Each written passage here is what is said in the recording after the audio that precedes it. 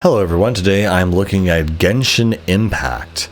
I kind of have really mixed feelings about this game because on one hand I love the characters, the animations, the soul, the design of everything.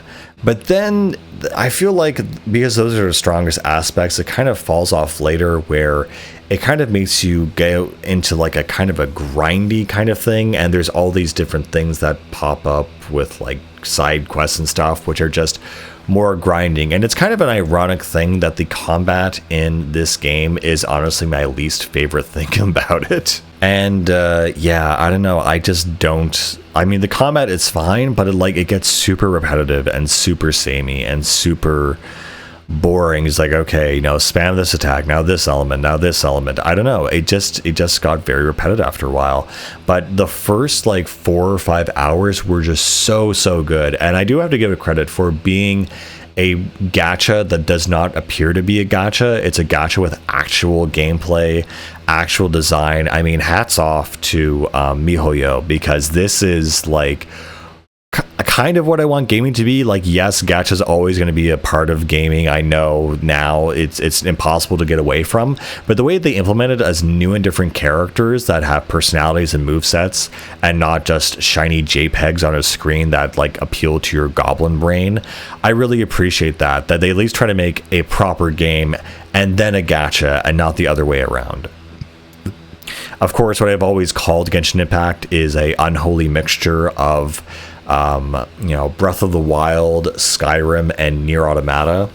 Someone was confused on the Nier Automata part simply because there are certain attacks, let's say, that if you actually look at the animations, they are very similar to that game, especially the Great Sword and other swords as well. But the two main weapons, Virtuous Contract and Virtuous Treaty, or whatever they're called. But yeah, I really wanted, I guess, to like this game, and I did, because I really like some of the characters. Like Lisa is my favorite. She has, the electric ability. She has that aura momming energy. She's perfect. I love her.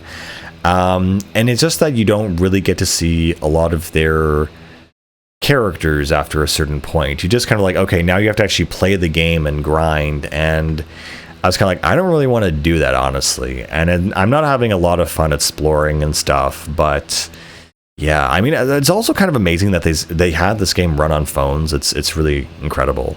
But yeah, I love Paimon as a character. She has so much soul and charm and wit, and she's just generally a really fun character to be around. She always has something funny to say. You can make jokes about eating her and stuff because she's so small and all this other stuff. And so again, you live in this kind of generic fantasy, middle times land. There's little wildlife and stuff. There's goblins and enemies around that you can, pick up. And again, this game is a pretty shameless ripoff of Breath of the Wild, but just done well, and it made billions of dollars. So there is a way, I guess, to approach game design and whatnot. And hey, I guess MiHoYo is happy. They just literally just copied from the best. You know what? Hats off to them. If you can copy from the best and you can make it better, you should. But make no mistake, they are honestly copying. However, that being said, though, their characterizations are, at least seem to me, they're definitely not in Breath of the Wild or other games. They're totally original. They went with the anime art style aesthetic. I guess the one thing I was really surprised about this game is that how popular it is with like the female audience. Like, maybe everything is just super ugly nowadays, but I'm still not exactly sure why this is so popular with girls. I mean, it's because most of the characters are other pretty girls, and it's this cute anime aesthetic. But there's plenty of games that kind of have the same thing going for it. I'm not exactly sure why they went for this. Maybe it's the Zelda look and girls like Zelda. I really don't know. I'd love to know the key and the code that they unlocked mentally when they made this game. And another thing too that kind of weighed down my experience, again, the first few hours are absolutely great. You have a story, you have characters, you have interactions, you have stakes. It's really, really, really good. And at a certain point, it's like, okay, well, here are your dailies, here are your weeklies, here are your quests, here are all these stats, here are these other characters you can unlock. And I was like, I don't really want to unlock other characters. Oh, we're going to give you Primo Gems or whatever that lets you roll for new characters. It's like, okay, that's cool, but I'm kind of happy with what I have right now. I just want to focus on upgrading Lisa. And it's like, yeah, you can do that. You just have to do a bunch of side missions though. And so that's kind of where the game kind of fell off for me. I mean, I was kind of concerned because this is a very well made, I wouldn't say necessarily MMO, but it's a very well made gacha. And I was really concerned that I would have to start shilling up money, and this was going to be just the new age of video games. And in a way, it has brought in a new age of video games. That's definitely for sure. Like, no one can deny of Genshin's impact, lol, on the video game industry. I didn't mean to say that, but because it has changed so much. It has, the monetary value, obviously, and this is one of the few games that is a Chinese game. And so for all the other Chinese and other developers to look at this, hey, Zelda X anime crossover game to be the billion-dollar game idea is kind of funny, because this is kind of like the dream game that a lot of people have already dreamed up, but they never have actually made. And MiHoYo just kind of got to it first and made a really great experience, and just, again, really well made. It's funny, actually, because if you look at MiHoYo's history, what they started making, their first game was actually just a copy of Jetpack Joyride, which I find really funny, and it's come all the way to this. Again, there's lots of things to kind of explore and look around, but again, kind of similar with Breath of the Wild. The problem with that game is that after a while, you kind of have seen the same, like generated cove and dungeon and, boss encounter and ambush and whatever. And so at a certain point, you've kind of seen everything that the game has to offer in like the first 10 or so hours. And their kind of bet is that by that point, they've hooked you. So all the best content is definitely up front, and they're hoping that you stay and you spend money on rules for upgrading your character or upgrading or unlocking other characters, really. And now whenever I see a Genshin, trailer, it's always like, oh, hey, this new character dropped, roll for them, spend money for the chance to get them, but not to get them themselves.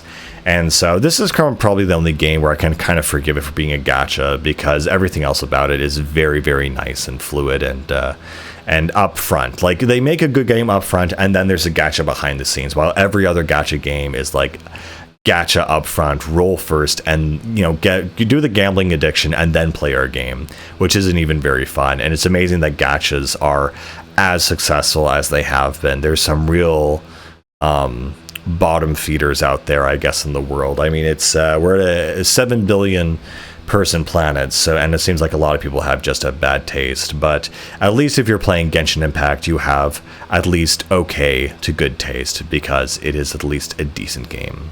Again, Genshin also does a good job of introducing you to elementals and enemy types and combat and everything. It's a very good tutorial that isn't disguised as one, which it doesn't feel like one, which is honestly the best thing you can hope for in a game like this. And again, every character, they have their own elemental ability, along with, their distinct weapon and fighting style and a certain way that they go about attacking. And so eventually, as you progress through the game, you'll have 4 slots that you can basically swap between.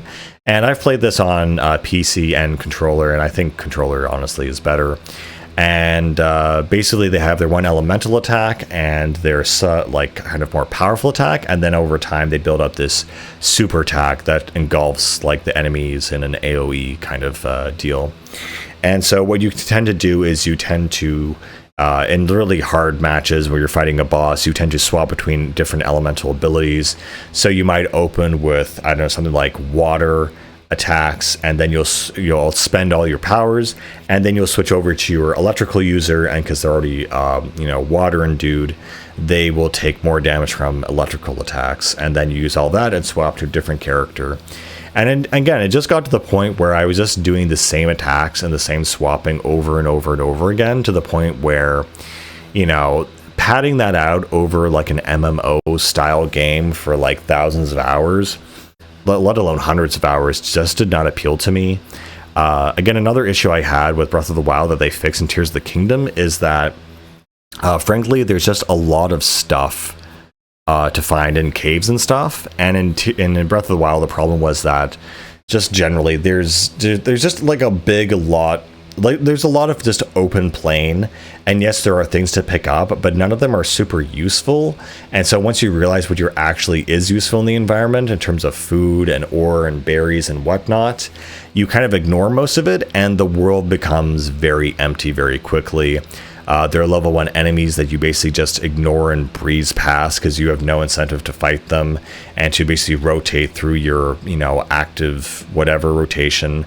And of course, I think maybe after the main story components kind of finish, that's when they make the game more difficult, because every gacha works on that philosophy where at a certain point it's like, all right, now we're gonna make the game super hard, so you have to pay, or you have to grind ridiculously hard in order to get through that. And once I reached that point where the game has become unreasonably difficult, and I was just kept going again through the same like combat rotation time and time again and still losing, or I was just like, you know what, I think I'm done. But yeah, it's kind of a weird experience, because I was expecting like, oh no, this is really good, I'm actually going to get into this, I'm actually going to start playing it.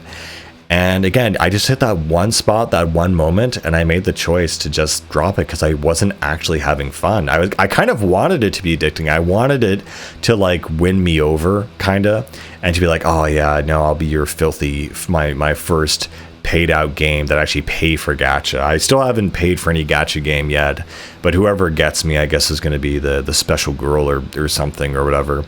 But yeah, Genshin didn't really come close to me. I thought they were going to, though, and I was kind of excited for that experience, to that, okay, I'm actually going to get into this, but that, again, did not happen. I also like at the beginning of the game, you can choose a female or male protagonist that essentially are just the same kind of person, just with different designs. And on that too, the Genshin Impact design is really, really nice and kind of iconic. I guess the one issue that I found with their new characters is that they all feel very much the same, frankly. They all feel very much like, oh yeah, this is... this is the Asian character, or this is, the traditional whatever dress character and whatnot. And yeah, it's just very much of, the same. But yeah, I'd love to see more games like this, honestly. I like its art style, how it fully embraces the anime kind of cel-shaded aesthetic. It has very smooth combat. I wouldn't even mind the gacha components. I just need the story to just remain focused and interesting and develop quicker. And, you don't have to have a giant open world, but now I feel like everyone feels like they need that. Yeah, I don't know. That's pretty much Genshin. I have nothing else really to say about it. It's the best, worst mid game I've ever played, and for all of its success and whatever, to me it's still just an okay game. But yeah, I appreciate it. I want more stuff like this in the future. So with all that being said, I'll see you later, guys. Bye.